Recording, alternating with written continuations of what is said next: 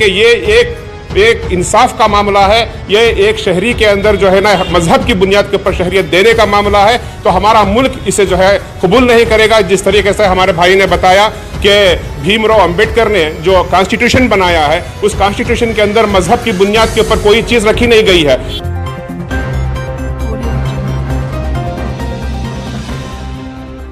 जी अपना नाम बताएं। मेरा नाम ज़हीर अहमद है। मैं इस मस्जिद मक्का मस्जिद नीलसंदर का इमाम व ख़तीब हूँ।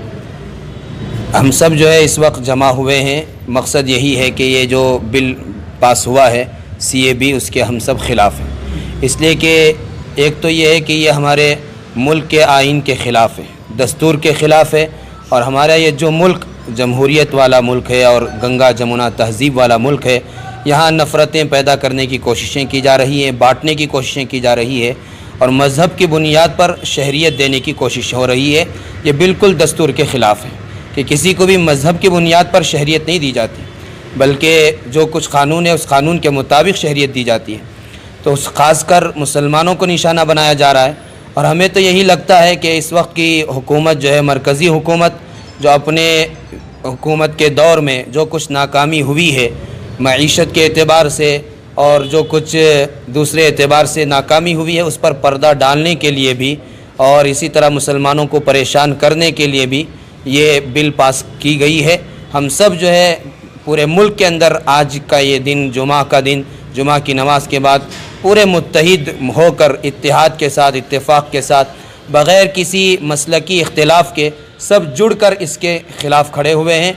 और हम सब यही मुतालबा करते हैं कि इस बिल को बिल्कुल ख़त्म कर दिया जाए। इस बिल की वजह से इस मुल्क के अंदर फसादात होंगे और आपस में नफ़रतें पैदा होंगी और बहुत सारे मसाइल खड़े होंगे। इसलिए आफ़ियत इसी में है कि इस बिल को ख़त्म किया जाए, बस हमारा यही मुतालबा है। तो जैसे आपने सुना कि यहाँ जो है साइलेंट प्रोटेस्ट है, जो खामोशी के साथ में है, बिल्कुल तहजीब व तमद्दुन के साथ है, जिसको कहेंगे हम डिसिप्लिन या शिष्टाचार के साथ जो कर रहे हैं लोग, खामोशी के साथ ये चीज़ हो रहा है। और पूरे देश में, पूरे भारतवर्ष में, केवल बेंगलुरु में नहीं, दीगर जितने भी इलाके हैं, जितने भी राज्य हैं, हर जगह यही बात हो रही है कि लेकिन खामोशी, लोग अपनी खामोशी के साथ सरकार तक ये मैसेज पहुँचाना चाहते लोग। तो उस सिलसिले में तो हम अपने अकाबिरीन जो हमारे बड़े हैं जमीयतुल उलमा के और इसी तरह हमारे जो दूसरे बड़े हैं, हम उनके मातहत में हैं। उन्हीं के अपील पर, उन्हीं के कहने पर हम सब यहाँ मुत्तहिद होकर आज जो है एक प्लेटफॉर्म से एहतिजाज कर रहे हैं। वो जैसे फ़ैसला फरमाएंगे हम उनके साथ हैं।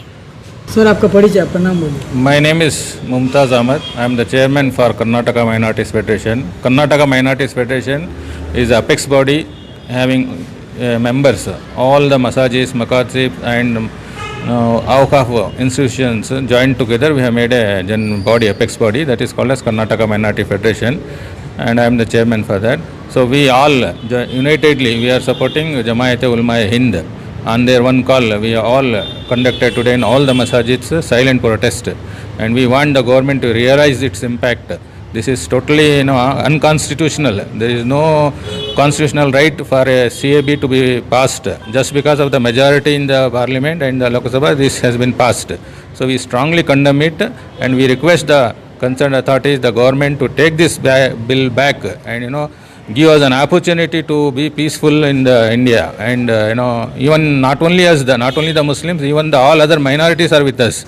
All other minorities also at their level, they are protesting it at various levels. With this, I would like to request the government to please take this bill back, and give us an opportunity to be, live as brothers in India. We all have equal rights here. Nobody is having less right or nobody is having more rights. So with this, I would like to conclude. Thank you. अपना नाम बोलिए आप। मेरा नाम अब्दुल वाहिद है और मैं यहाँ कर्नाटका माइनॉरिटीज़ फेडरेशन का सेक्रेटरी हूँ, और उसके बाद में जो है ना मैं मस्जिद फुरकान का भी एक मेंबर हूँ। और दूसरी बात यह है कि जो बिल ये CAB जो बिल पास हुई है, ये ह्यूमैनिटी के ख़िलाफ़ है और ये जो है ना सारी इंसानियत के ख़िलाफ़ है। इसके ज़रिए से लोगों के अंदर एक नफ़रत पैदा की जा रही है। और इसके ज़रिए से जो है ना आपस में भेदभाव को पैदा किया जा रहा है, जो कि हमारे हिंदुस्तानी होने का जो है ना एक बहुत बड़ा एक जो हमारे पास जो एक यूनिटी है वो यूनिटी को ख़त्म करने की कोशिश की जा रही है। और यह मुल्क के अंदर जितने भी मुसलमान हैं सारे मुसलमान इस बात पर मुत्तहिद हैं कि यह बिल जो है यह हरगिज़ हम लोगों को मंजूर नहीं है। इसके लिए जो कुछ भी हमारे हाथ से कानूनी तौर के पर हो सकता है हम लोग उसे करने के लिए जो है हम आगे बढ़े हैं। मुसलमान सारी दुनिया के अंदर अमन और शांति का पैगाम देते हैं, खासकर हमारे हिंदुस्तान के अंदर जो मुसलमान हैं उनकी खामोशी को इस तरह से नहीं समझना चाहिए कि उनकी बुज़दिली है। ये बुज़दिली नहीं है, ये हमारा पुरअमन अमन हमारा जो मजहब जो सिखाता है उसके मातहत जो है हमें पूरा अमन हम तरीके से जो है हम लोग इसका एहतजाज कर रहे हैं, बगैर किसी फसाद के, बगैर किसी खून खराबे के, बगैर किसी और तरीके के गलत तरीक़ों के हम जो है इसको बड़े पूरा अमन तरीके से एहतजाज कर रहे हैं। और ये सारे जितने भी ममालिक हैं, चाहे वो यूएस हो, यूएस ने भी इसका जो है कंडम किया है और बिल के खिलाफ जो है यूएस के अंदर भी आवाज़ उठी है और इसी तरीके से दूसरे ममालिक भी जो है इसको कंडम कर रहे हैं। तो हुकूमत को जो है इस तरीके से जो कुछ भी जो चीज़ें हैं जो ये आपस में भेदभाव को पैदा करना, मुसलमानों को और गैर मुस्लिमों को यानी नॉन मुस्लिम्स के साथ लड़ाना, ये सब चीज़ें जो है जो कॉन्स्टिट्यूशन के जो खिलाफ हैं, ये सब सिर्फ अपना फ़ायदे के लिए ये हमारे दरमियान में आम शहरियों के दरमियान में ये लोग जो है नफरत पैदा कर रहे हैं, जिसे हर एक शहरी को, हर एक नागरिक को हिंदुस्तान के, चाहे वो हिंदू हो या मुसलमान हो, चाहे ईसाई हो, बुद्धिस्ट हो, कोई भी हो, उन लोगों को ये नहीं सोचना चाहिए कि जो है ये बिल चूंकि उनके फेवर में बताई गई है कि उन लोगों को शहरियत दी जाएगी इसलिए हम इनके साथ हो जाएंगे। ऐसी बात नहीं है, बल्कि ये एक इंसाफ का मामला है। ये एक शहरी के अंदर जो है ना मजहब की बुनियाद के ऊपर शहरियत देने का मामला है। तो हमारा मुल्क इसे जो है कबूल नहीं करेगा। जिस तरीके से हमारे भाई ने बताया कि भीमराव अंबेडकर ने जो कॉन्स्टिट्यूशन बनाया है उस कॉन्स्टिट्यूशन के अंदर मजहब की बुनियाद के ऊपर कोई चीज़ रखी नहीं गई है। यहाँ हर मजहब के वाले को उसका मजहब पर अमल करने की पूरी आज़ादी है और उसे प्रचार करने की भी आज़ादी है। ये जो कलरफुल जो हमारा जो कल्चर है, इस कल्चर को हम लोगों को बाकी रखना चाहिए और हमको आपस में नफरतों से और हमारे आने वाली नस्ल को बुरी इस तरीके से नफरतों से पैदा नहीं होना चाहिए, बल्कि जो है हम सब लोगों को मिलजुल कर आपस में एक दूसरे के साथ मोहब्बत के साथ हम लोगों को रहना चाहिए। और इसीलिए जो है ना हम लोगों को इसका एहतजाज कर रहे हैं। हम उन सब लोगों के साथ हैं जो इस बिल के खिलाफ हैं, क्योंकि ये बिल एक शहरियत के खिलाफ, हिंदुस्तान के खिलाफ, इंसाफ के खिलाफ ये बिल जो है यह है। तो मेरा यही जो तमाम लोगों से मुतालबा है कि वो लोग जो है हक़ का साथ दें, इंसाफ का साथ दें और जो है इस बिल की मुखालिफत करें। सबसे एक सवाल पूछना चाहूँगा कि जिस तरह से अमित शाह ने कहा, होम मिनिस्टर साहब ने कहा कि मुसलमानों को इस पर तकलीफ़ नहीं होगी, जितने भी मुसलमान हैं जो यहाँ के जो नागरिक हैं, रहने वाले हैं, उनको तकलीफ़ नहीं होगी, तो फिर इस पर आप लोग सवाल क्यों उठाते हैं? इसका डिटेल ही नहीं आया ना अभी तक। CAB में क्या क्या डिटेल है, कौन कौन आएगा, कौन कौन नहीं आएगा, जैसे लाइन लगेगा, लाइन लगना पड़ेगा, 40 साल का पेपर दिखाना है तो कौन, एक इलेक्शन कार्ड का 5 साल में आता है तो इलेक्शन कार्ड नहीं रखते हमें, 11 महीने का एग्रीमेंट हमें नहीं रखते। लेकिन उनका कहना है कि हम प्रॉपर जो यहाँ का हमारा है, तो अभी ये CAB में जो 40 साल का जो हमें लाइन में लगना पड़ेगा, हमारे को डॉक्यूमेंट पूछे तो कहाँ से दे सकते हैं? आपने जो सवाल किया, इस बिल से मुसलमानों को क्या परेशानी है? सबसे पहली परेशानी ये है, इन्होंने 3 देशों का नाम लिया, हिंदुस्तान, पाकिस्तान, बांग्लादेश।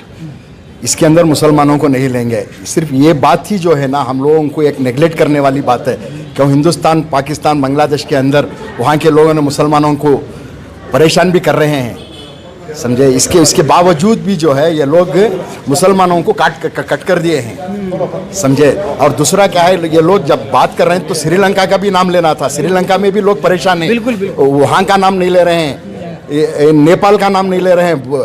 जो हम बुद्धिस्ट लोगों ने भूटान में बुद्धिस्ट लोगों ने मुसलमानों के ऊपर जुल्म किया था, वो इनको नज़र नहीं आ रहा है। इनका पूरा मकसद एक ही है कि मुसलमानों को अलग थलग कर दिया जाए हिंदुस्तान से, उनको एक सेकंड सिटीज़न बनाने की ये कोशिश है। ये हमारे उलमा कराम बहुत इसके बारे में सोच समझ कर आज का जो हम लोगों ने किया है वो कदम उठाया है।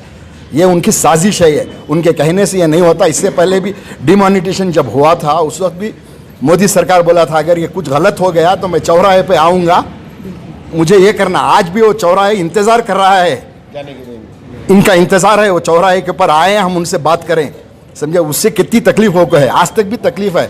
ये लोग झूठ बोलते हैं, कुछ नहीं होगा, कुछ नहीं होगा, फिर बाद में जो करना चाहते हैं वो कर रहे हैं, लेकिन हम जो है ये होने नहीं देंगे। अमित शाह ने कहा है मुसलमानों को डरने की ज़रूरत नहीं है, लेकिन हम उनको चैलेंज के साथ कहते हैं मुसलमान किसी को नहीं डर रहा है। सिर्फ डर रहा है हिंदुस्तान के कानून को, उसको फॉलो करेंगे। ये बार बार बोलने से नहीं डरना चाहिए, नहीं डरना चाहिए, बेकार बात है, हम डर ही नहीं रही, समझे। ये हमारा हिंदुस्तान है, हिंदुस्तान में कब से आके रहें। जाओ तुम ख्वाजा गरीब नवाज के दरबार पर जाकर माथा टेकते हो, उनसे पूछो कितने साल पहले आकर हैं, और हमारे मालिक दिनार उनसे जाके पूछो कितने साल वो आके हैं करके। हम लोग पूछते कब से आकर हैं आप, कहाँ से बसे हैं, ये बात सवाल उनसे करना, जाकर वहाँ से पूछो। आज से हज़ारों साल से हमारी हिस्ट्री है यहाँ पर। बस हमारा इतना ही कहना है, हम वो बिल को अपोज करते हैं, आज अमन से किए हैं, इंशाल्लाह हम अमन ही चाहते हैं। बस इतनी ही मेरी बात है। CIB इंडिया न्यूज की सभी खबरों को देखने के लिए लाल रंग की बटन को दबाकर चैनल को सब्सक्राइब जरूर करें, घंटी जरूर दबाएं ताकि हमारी सभी खबरों के नोटिफिकेशंस आप तक पहुंचते रहें।